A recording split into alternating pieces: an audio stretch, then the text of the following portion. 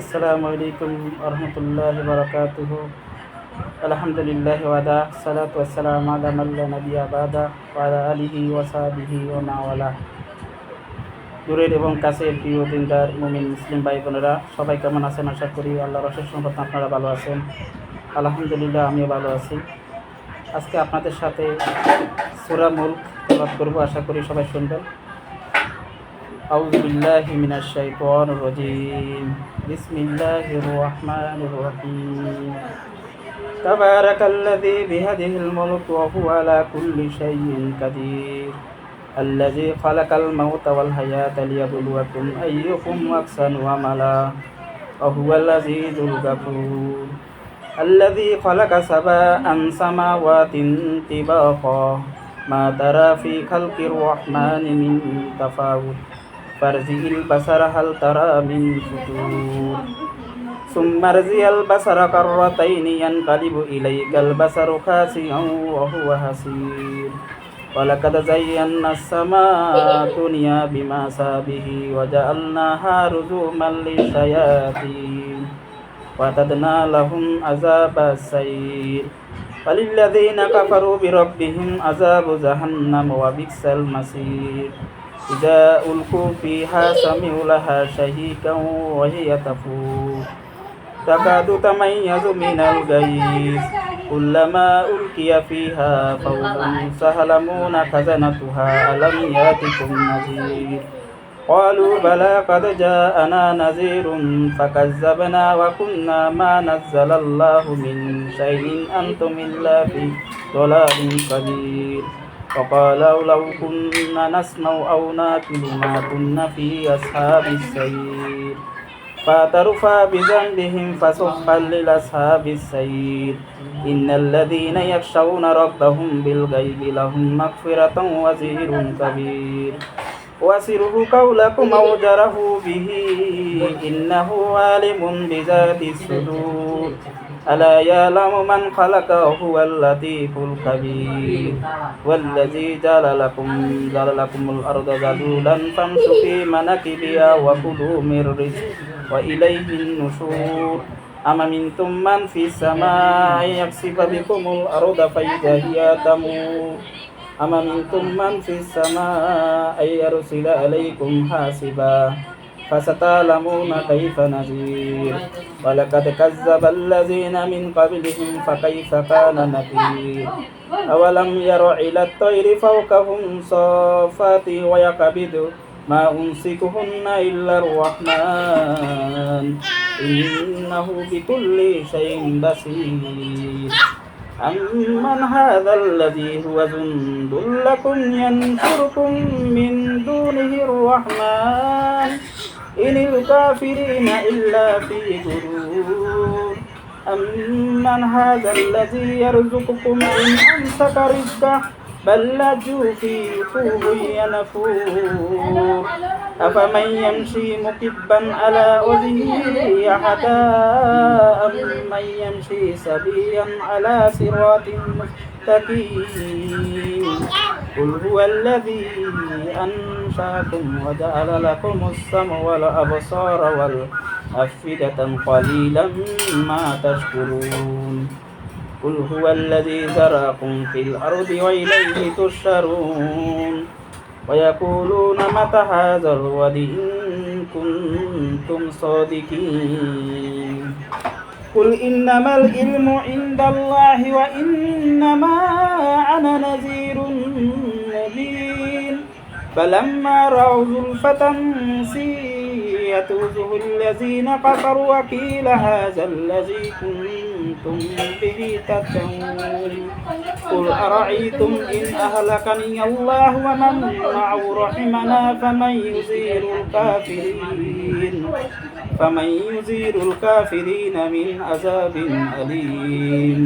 قل هو الرحمن آمنا به وعليه توكلنا فستعلمون من هو في ضلال مبين. قل أرأيتم إن أصبح ماءكم غورا فمن يأتكم بماء معين. প্রিয় ভাই বোনেরা, এখন আমি সূরা মুলক পাঠ করলাম। আশা করি এই সংক্রান্ত একটা বিষয় নবী সাল্লাল্লাহু আলাইহি ওয়াসাল্লাম একটা হাদিসে আলোচনা করছে। প্রথম আমরা আলোচনা করব সূরা মুলকের 6টি ভাগে ভাগ করছেন।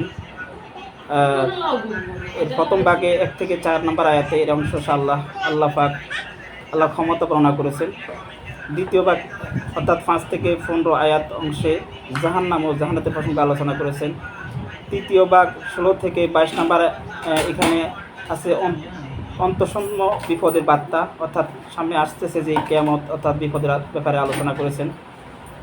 চতুর্থ ভাগ অর্থাৎ 23 থেকে 24 নম্বর আয়াতে সেই বিপদের প্রস্তুতির সময় নিয়ে আলোচনা করা হয়েছে।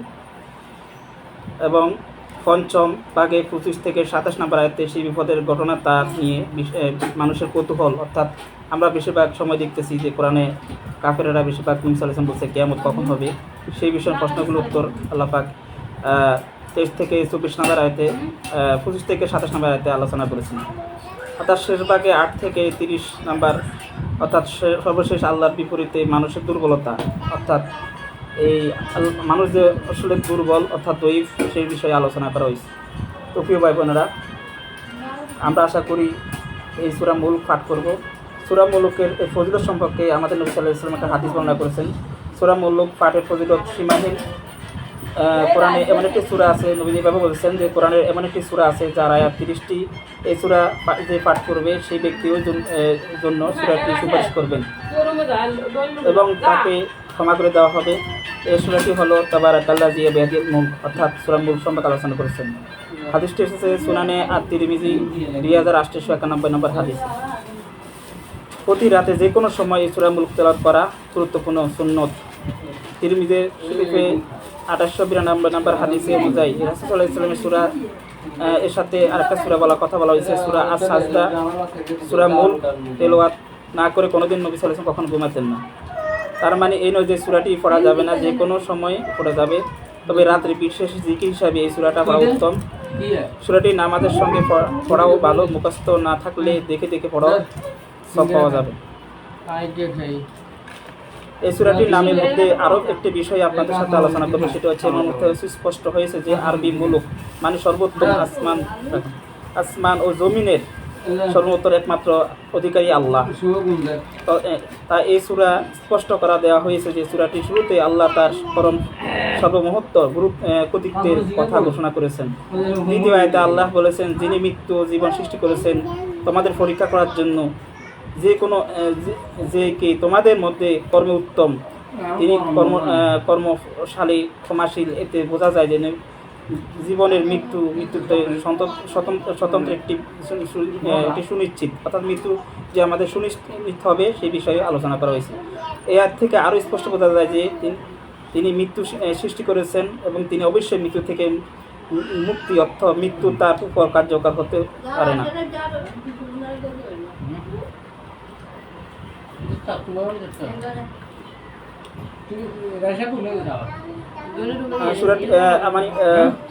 সূরা মুলকের বিষয়বস্তু সূরাটি বলা হয়েছে যে বিশ্বজগতে কর্তৃত্ব রাজত্ব তারই আল্লাহর। আরও বলা হয়েছে যে বিশ্ব সৃষ্টির লক্ষ্য উদ্দেশ্য শিশু জগতে ব্যবস্থাপনা অন্তত সূক্ষ্ম নিখুঁত।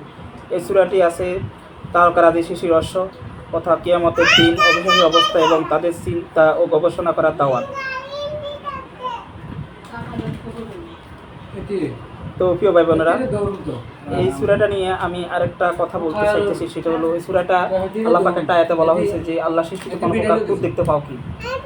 তো এটা নিয়ে একজন আলেম সেই চিন্তা করলো যে আমি আল্লাহ পাকের কোনো সৃষ্টিতে একটা খুঁত দেখবো। তো সেই আল্লাহর খুঁত ধরতে গিয়ে সে একবার একটা তরমুজ গাছের নিচে গেল, গিয়ে দেখলো যে তরমুজ ফলটা অনেক বড়, অথচ তার সেই গাছের ডালপালা চিকন সরু লতা। তো সে চিন্তা করলো যে এত বড় ফল অথচ তার লতাগুলো ছোট ছোট, অথচ এটা তো হয়তো আল্লাহর খুঁত দেখতে পেল। পরবর্তীতে তিনি একটা বট গাছের সামনে গেল এবং দেখলেন যে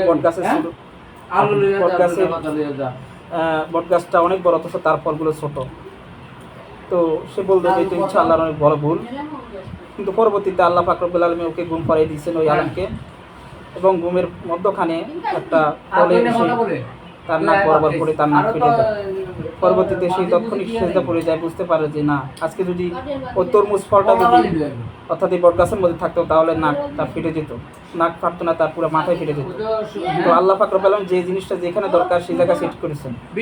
তো আশা করি সূরা মুলক আপনার বেশি বেশি পড়বেন, যেহেতু এটা সহিহ হাদিসে আসছে, এবং সন্ধ্যাকালীনও আপনি চাইলে এই সূরাটা পড়বেন, এটাতে অনেক ফজিলত আছে। তো আশা করি এই সংক্ষেপে লাইভে আপনাদেরকে সূরার গুরুত্ব এবং সূরাটা তেলাওয়াত করে শোনালাম। আশা করি সবাই ভালো থাকবেন এবং আমার জন্য দোয়া করবেন, সবাই সুস্থ থাকবেন। আসসালামু আলাইকুম ওয়া রাহমাতুল্লাহি ওয়া বারাকাতুহু। আমার যদি কোনো প্রশ্ন থাকে আমাদের সাথে দেখবেন এবং ভালো থাকবেন। সুবহানাকা আল্লাহুম্মা ওয়া বিহামদিকা আস্তাগফিরুকা ওয়া আতুবু ইলাইক। আসসালামু আলাইকুম ওয়া রাহমাতুল্লাহি ওয়া বারাকাতুহু।